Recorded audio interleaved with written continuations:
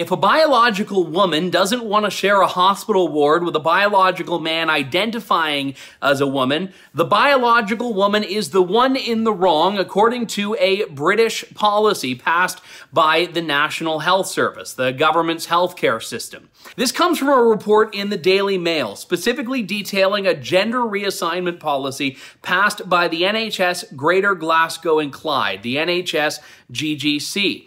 In the policy, which has been accused by women's group of failing to uphold the sanctity of single-sex wards, hospital wards for just women and just men, the government basically says that if you are the one who's making the complaint, you're the one that has to be moved.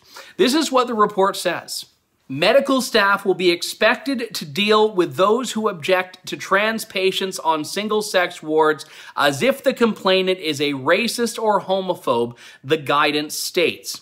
Rather than relocate the trans patient, such as to a single room, it will be the person who makes the complaint who will be moved, according to the policy.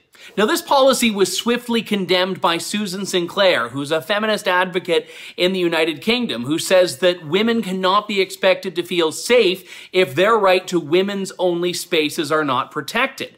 The government's response to this is that all women who say they're women are women, that a biological woman is no different than a trans woman, is no different than all of the other types of gender-affirming identities that we are to embrace. And there was actually a statement from the NHS saying as much, and actually putting cis women on the same plane as trans women in the context of receiving healthcare services.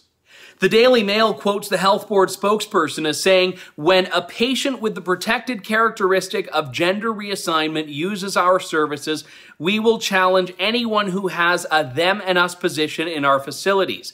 We ask that all patients, staff, and visitors adopt an understanding that we are all part of the same diverse gender spectrum."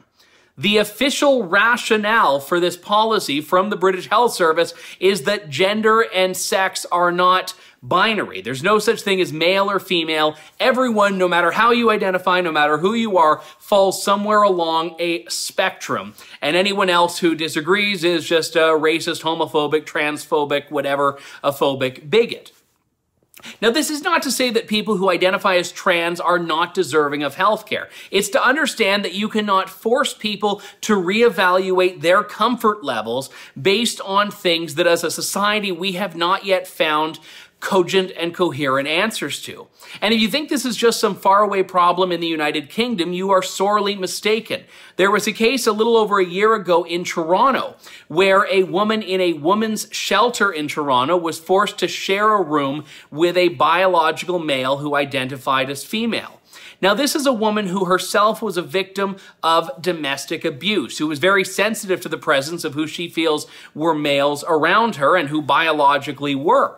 She took her concerns to the Human Rights Commission in Ontario, and they told her that she was the one who was discriminating because how dare she not want to share a room with a trans woman at a woman's shelter. This is causing issues for a number of groups, even groups, I might add, on the left. Earlier this year, Canada's oldest rape crisis center lost its funding. This is in the city of Vancouver because it would not recognize trans people as being the identical gender to those whose biological sex is that gender. And Vancouver Rape Relief says they were the victim of discrimination against women in the name of inclusion. This is happening, and identity politics is causing these different groups that have always been in alignment on the left to start cannibalizing each other. But all of a sudden, women's rights are seen as less significant than trans rights.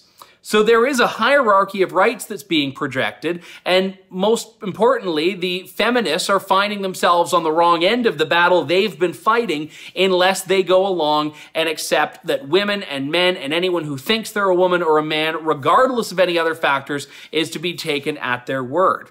This isn't just a UK problem. It's happening in Canada, it's happening in the US, and as a society, we need to have a compassionate response, but we can't deny facts at the same time. And more importantly, we can't start pitting groups against each other, which is what these policies are doing. For True North, I'm Andrew Lawton.